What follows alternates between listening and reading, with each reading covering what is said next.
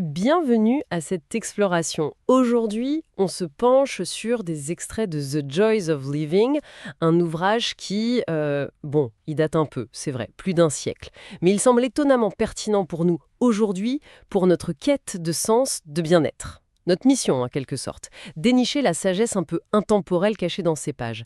Qu'est-ce que ces réflexions sur l'art de vivre, venues d'une autre époque, peuvent encore nous dire aujourd'hui, dans notre monde si différent ? C'est une excellente question. Et ce qui est fascinant d'emblée, je trouve, c'est l'universalité des thèmes. La gestion du temps, la recherche du bonheur, le moment présent, cultiver un état d'esprit positif malgré tout, ce sont des questions qui traversent les âges, hein. C'est clair. L'auteur nous offre une perspective vraiment intéressante sur ces défis humains fondamentaux. Exactement. Alors, allons-y, plongeons. Le point de départ de l'auteur, ça semble être cette idée simple en apparence, mais en fait assez profonde. L'importance de vivre dans le présent. Il insiste vraiment là-dessus avec cette image assez frappante. Si un visiteur d'une autre planète observait les Américains de son temps, il penserait qu'ils sont tous en transit, jamais vraiment installés. Mhm. Toujours en train de préparer leur vie pour plus tard, quoi. Un futur qui n'arrive jamais vraiment. Il écrit que peu de gens vivent réellement ici et maintenant. La plupart ont le regard fixé ailleurs, sur un objectif lointain. Oui, c'est cette tendance à toujours projeter le bonheur dans le futur. Quand j'aurai ça, quand je serai là. C'est ça. L'auteur, il décrit ça comme une course sans fin, comme courir après un arc-en-ciel qu'on n'attrape jamais. Et cette focalisation constante sur ce qui pourrait être, ou sur les regrets du passé, ça nous vole la seule chose qu'on a vraiment, le moment présent. Mhm. On passe notre temps à faire des plans, à rêver, et pendant ce temps, la vraie vie, elle nous file entre les doigts, quoi. C'est une idée assez radicale, finalement. Il dit même que perdre son temps, c'est ni plus ni moins que perdre sa vie. C'est indissociable. Carrément. Du coup, ce qu'il suggère, c'est de commencer chaque journée avec l'idée ferme d'en tirer le maximum, d'apprendre de chaque instant, de vivre pleinement cette journée-là, pas une vague journée future idéalisée. Et pour ça, pour vivre le présent, il faut aussi savoir se défaire du passé, surtout du négatif. L'auteur utilise des mots assez forts. Il faut apprendre à lâcher prise, effacer, enterrer, oublier tout ce qui nous pèse, ce qui est désagréable et qui nous bouffe notre énergie, quoi. Oui, Ressasser le passé, ça nous empêche d'agir vraiment aujourd'hui. Il compare ça à traîner des squelettes. ah oui, l'image est forte. Ouais, des squelettes qui viennent gâcher le travail présent. Chaque minute passée à regretter, c'est pire que perdu, c'est nuisible. Il ne s'agit pas d'oublier les leçons, mais de ne pas se laisser paralyser. Et ça s'applique aussi en relation, à la gentillesse. Il dit pas de report. Si on a un mot gentil à dire, un geste à faire, c'est aujourd'hui. Exactement. Il écrit cette phrase toute simple. Aujourd'hui est le jour pour dire le mot gentil. Et il pose une question qui fait réfléchir. Comment on peut espérer être bon demain si on est avare aujourd'hui ? C'est très concret. Très pragmatique, oui. Il suggère même de donner dès aujourd'hui ce dont on n'a plus besoin, les vieux vêtements, les livres, à ceux qui en ont besoin maintenant. Parlons d'une autre idée clé qui découle un peu de ça. Le bonheur, c'est pas un truc qu'on trouve par hasard. C'est quelque chose qu'on crée, qu'on construit activement, jour après jour, Mhm. à partir de notre environnement et même malgré les difficultés. La citation clé, c'est « Celui qui n'apprend pas à créer son bonheur au fur et à mesure a manqué le grand secret de la vie. Il faut l'extraire du quotidien, quoi. » Tout à fait. L'auteur insiste là-dessus. Ce bonheur authentique, il est bien plus dans le fait de donner, d'agir pour les autres, que dans l'accumulation égoïste ou la simple satisfaction de nos désirs. Ah oui, Il a cette jolie formule, le bonheur est né jumeau. L'idée, c'est qu'on trouve son propre bonheur en contribuant à celui des autres. Un acte purement égoïste, pour lui, ça apporte qu'une satisfaction passagère. Ça va contre notre nature profonde, qui est interconnectée. c'est intéressant comme perspective. Mettre l'accent sur la contribution. C'est ça, le service, l'action tournée vers l'extérieur. Et logiquement, ça l'amène à nous mettre en garde contre la recherche du bonheur uniquement dans l'argent, la richesse matérielle. C'est fou de lire ça écrit il y a plus de 100 ans. Oui, c'est assez moderne finalement. Il cite des millionnaires de l'époque, Carnegie, Russell Sage, qui disaient eux-mêmes que l'argent ne les avait pas rendus plus heureux. Carnegie aurait dit « pas un iota plus heureux ». Incroyable, hein? Ça paraît presque contre-intuitif, même aujourd'hui. L'idée forte, c'est que les vraies richesses, celles qui comptent pour le bonheur durable, elles sont intérieures. Le caractère, la bonté, la capacité d'apprécier la vie. Et justement, cette capacité d'appréciation, c'est crucial. Elle n'est pas figée. Il faut la cultiver activement, sinon elle s'atrophie. Comme un muscle. Hmm. L'exemple qu'il donne, c'est Darwin. À la fin de sa vie, il réalisait tristement qu'il avait perdu son goût pour Shakespeare, la musique, l'art, tellement il s'était focalisé sur ses recherches. Ah oui, c'est triste. Donc, il faut entraîner notre esprit à voir, à savourer le beau, le bon, le vrai au quotidien. Même les petites choses. C'est là, dit l'auteur, la différence entre le plaisir souvent passager, lié à un stimulus extérieur, et le bonheur plus profond, plus durable, lié à notre état intérieur, notre capacité à nous réjouir, peu importe ce qu'on possède. J'adore sa suggestion très pratique pour cultiver ça. Tenir un livre des plaisirs. Ah oui, c'est une bonne idée ça. Juste noter chaque jour les petites joies. Une lettre sympa, une belle fleur, une conversation agréable, un rayon de soleil. C'est charmant. Et sûrement efficace pour remarquer les petits cadeaux du quotidien qu'on oublie tout le temps. Un exercice de gratitude avant l'heure, quoi. Tout à fait. Ça recentre le regard. Venons-en à cette autre image qu'il utilise beaucoup, la machine humaine. Il trouve ça un peu ironique qu'on passe des années à apprendre un métier, à devenir expert en quelque chose, mais qu'on néglige le plus important, apprendre à vivre, à bien gérer ce mécanisme hyper complexe qu'est notre corps et notre esprit. C'est ça. On devient pro dans notre job, mais on reste souvent amateur dans la conduite de notre propre vie. C'est exactement ça. Et c'est un point central pour lui. Il souligne l'importance vitale de prendre soin de cette machine, physiquement et mentalement. Il va jusqu'à dire que les nerfs fatigués, ce qu'on appellerait le stress chronique, l'épuisement, c'est presque un péché. Un péché, carrément. Bah oui, parce que cet état, c'est une source énorme de friction, d'irritabilité, de mal-être. Ça nous touche nous, mais ça rejaillit aussi sur les autres, ça cause de la souffrance autour de nous, sans qu'on le veuille. La fatigue, il dit, ça empoisonne nos cellules nerveuses, ça favorise le conflit. D'accord, je vois. Et la solution alors, pour entretenir la machine? Des choses assez classiques au fond, mais qu'on oublie, des habitudes régulières, de l'exercice, si possible dehors, manger sainement. Mais surtout, et c'est là que ça devient intéressant, éviter activement ce qu'il appelle les ennemis mentaux. L'inquiétude, l'anxiété, la peur, la colère. Les ennemis mentaux. Oui, il raconte cette anecdote amusante d'une vieille dame chez le photographe. Elle a l'air hyper sévère, Oui. elle râle un peu, mais elle essaye, et son expression change. Et là, elle réalise, surprise, qu'elle a un certain contrôle sur son état intérieur et ce qu'elle projette. Ah, c'est puissant ça. L'idée qu'on peut choisir son expression, son attitude. Exactement. Et ça nous amène au contrôle de soi, surtout face à la colère par exemple. L'auteur affirme qu'on peut contrôler nos réactions avec de l'entraînement, de la volonté. Mhm. Il donne cet exemple frappant. Certaines personnes ne s'énerveraient jamais devant une personne importante, mais explosent facilement à la maison avec leur conjoint ou un employé. C'est vrai. Qu'est-ce que ça prouve?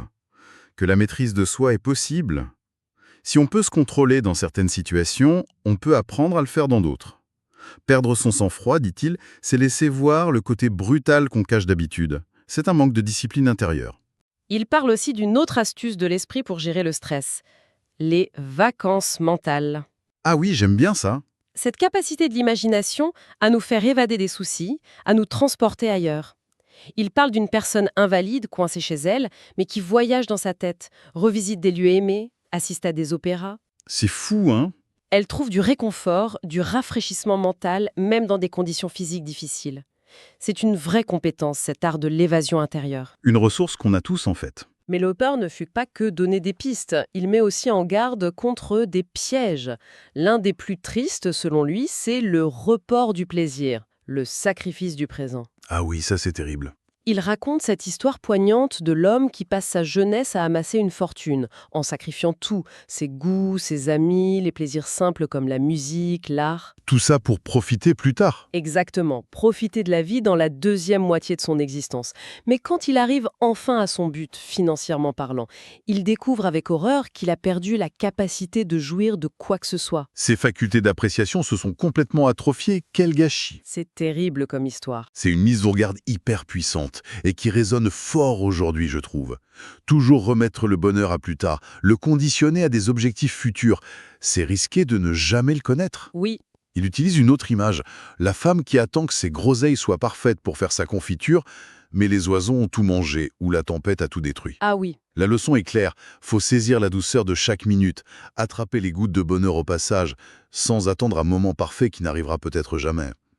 Est-ce que notre culture actuelle, très axée sur les objectifs, la performance, ne nous rend pas hyper vulnérables à ce piège? c'est une excellente question.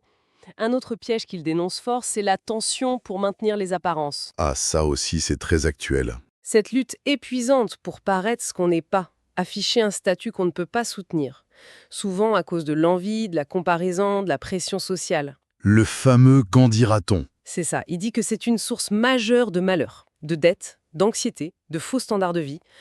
Combien de gens se rendent malheureux en essayant de suivre le train de vie des voisins, hier comme aujourd'hui? C'est clair. Et puis, il y a ces fameux ennemis mentaux, la peur et l'inquiétude. L'auteur les voit comme des adversaires majeurs sur la route de la joie. Il dit que c'est souvent juste notre imagination, des fantômes sans réalité. Mais qui font mal? Exactement. Ils nous torturent, minent notre santé, paralysent notre action. Et ce qui est fou, c'est qu'il fait déjà le lien, à son époque, entre l'inquiétude chronique et l'augmentation de l'usage de narcotiques et stimulants. Déjà? Oui, pour essayer de forcer un bien-être artificiel, d'échapper au tourment intérieur. Ça fait froid dans le dos comme ça résonne aujourd'hui. Absolument. Et enfin, un dernier danger, peut-être plus subtil, l'ambition contrariée. Le fait de ne pas pouvoir suivre sa voie, de ne pas développer son potentiel unique, ses talents, c'est vu comme une source profonde de souffrance, de frustration, d'amertume. Il va jusqu'à dire que ça peut pervertir la nature d'une personne, la rendre aigrie, cynique. Sentir qu'on a des capacités, des rêves, mais qu'ils restent bloqués, ça doit être une torture intérieure, oui. Heureusement, après ce tableau un peu sombre des obstacles, il nous laisse pas comme ça. Il explore aussi les sources de joie authentiques, durables, et sans surprise, l'amitié est en haut de la liste. Bien sûr. Un trésor inestimable, un soutien crucial, surtout dans les coups durs. Mais il précise que ça se mérite. Ça demande de la sincérité, de la générosité, de l'effort. Les vrais amis, dit-il, c'est ceux qui croient en nous, même quand tout le monde nous lâche.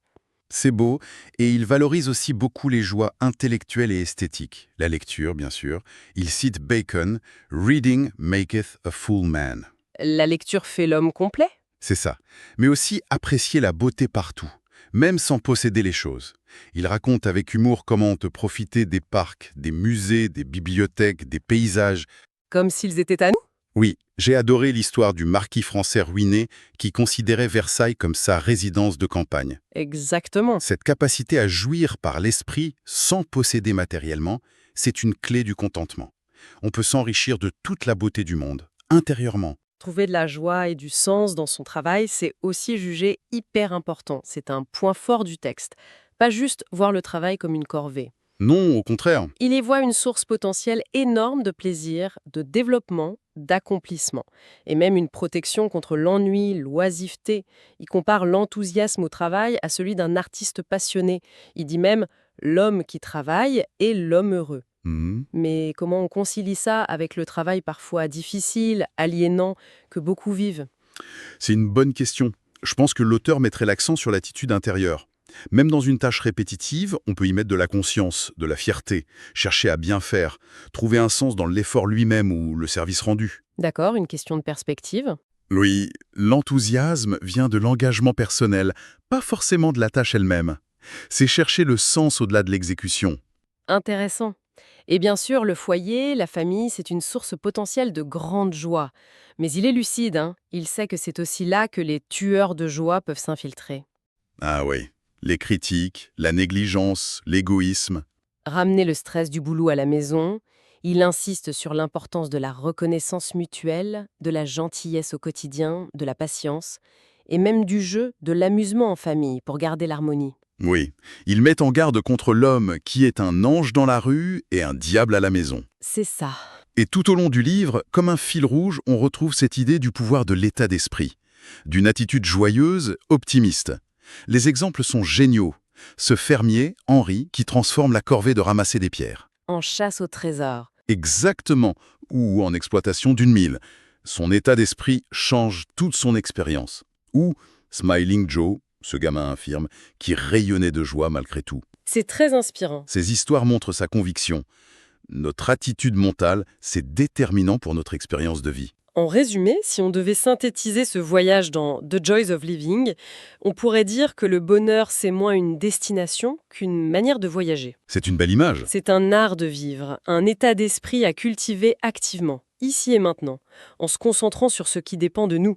Notre attitude, nos pensées, notre capacité à apprécier, à donner, à trouver du sens. Et ce qui est vraiment frappant, c'est de voir comme ces idées, vieilles de plus d'un siècle, restent pertinentes, actuelles, presque déconcertantes. C'est vrai. Elles nous rappellent une vérité essentielle qu'on oublie peut-être parfois. La qualité de notre vie dépend moins des circonstances extérieures que de notre monde intérieur, de sa richesse, de sa maîtrise. Les outils qu'il propose, la discipline mentale, cultiver le positif, chercher le sens, apprécier les choses simples, tout ça reste d'une actualité brûlante. Alors, pour finir, quelle réflexion on pourrait laisser? Peut-être celle-ci. Dans notre monde actuel, hyper connecté, saturé d'infos, de sollicitations, avec cette pression constante de la performance, de la réussite extérieure, est-ce que c'est devenu paradoxalement plus difficile ou au contraire plus vital que jamais d'appliquer ces principes anciens? Hmm. Ces principes de concentration sur le présent, de détachement matériel, de culture d'un jardin intérieur, de contentement simple? C'est la question fondamentale. C'est sûr que ces principes demandent une certaine discipline mentale, une clarté sur ce qui compte vraiment. Et peut-être d'aller un peu à contre-courant de la tendance actuelle, axée sur l'extérieur, la vitesse, la gratification immédiate. Oui, ça demande un effort conscient. Mais en même temps, c'est justement dans ce contexte de dispersion et de pression que leur potentiel, leur capacité à nous ramener à l'essentiel, à une forme de paix intérieure, de joie authentique, me semble non seulement intact, mais peut-être encore plus grand. Donc, encore plus nécessaire peut-être. Peut-être bien oui. C'est une sagesse ancienne qui offre des clés précieuses pour naviguer notre époque complexe. Une perspective stimulante pour terminer. Voilà, c'est tout pour notre exploration d'aujourd'hui, inspirée par The Joys of Living. Merci de nous avoir accompagnés dans cette réflexion.